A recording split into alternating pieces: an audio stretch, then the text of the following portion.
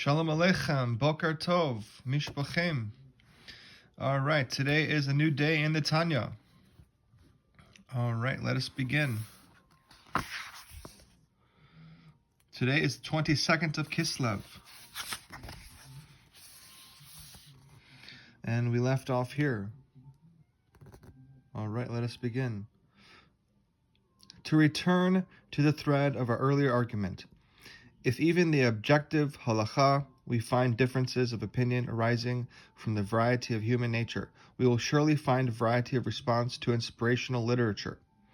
The Hasidic saying quoted above, that seeing in books, even in Torah books, is not the same as hearing inspiration from a teacher, seems quite justified. How then could the Alter Rebbe now propose to offer the Tanya to his followers as a substitute for the personal guidance that he had been giving them until this time? In answer, the Alter Rebbe states that the Tanya is addressed to his Hasidim, with whom he has a long-standing relationship and whose specific needs for guidance are known to him from the personal audiences with him. They will therefore find the advice provided in the Tanya relevant to their individual needs. Hasidim would add that this includes all those who study the Tanya. The Alter Rebbe knew them all and addressed himself to each one's needs in the service of God, as though they had spoken to him in private audience. As the Rebbe Resha phrased it, to study the Tanya is to converse with the Alter Rebbe.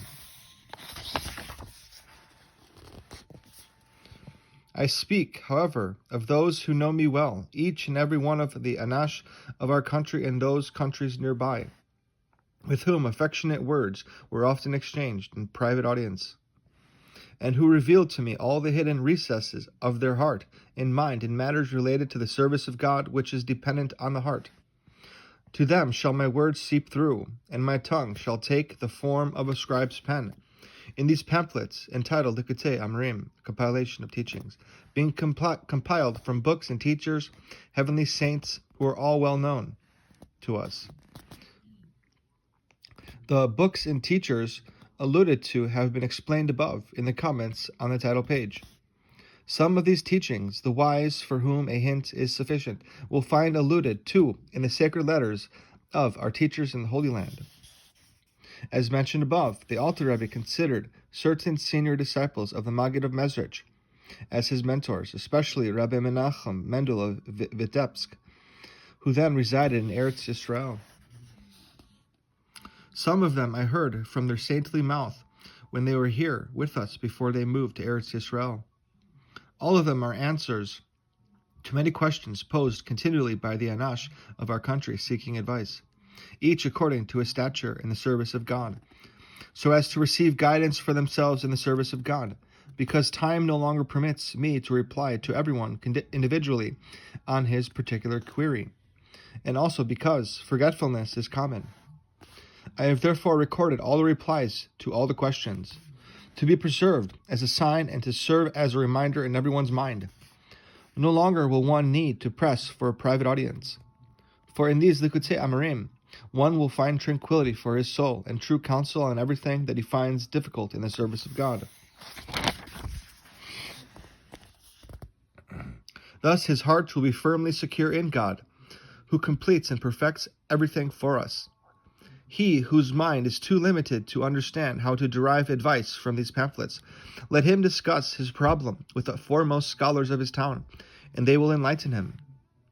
Of these scholars I request that they not lay their hand upon their mouth, not speak silent when asked for advice, for fear of appearing to be proud in their knowledge, to conduct themselves with false modesty and humility, for misplaced modesty is falsehood.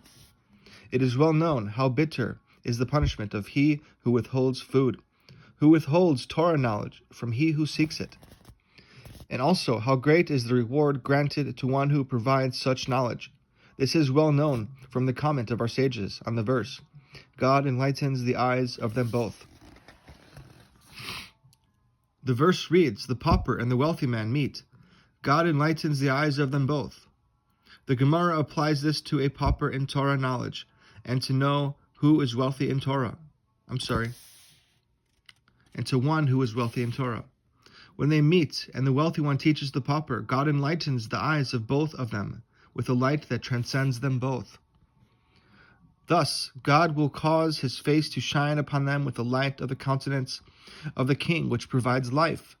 May he who provides life to the living grant us the privilege of living, to see the days when no longer will one man teach another, to know me.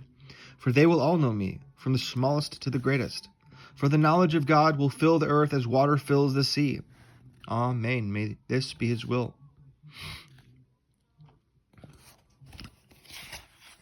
And that is the reading for the 22nd of Kislev with lessons in Tanya.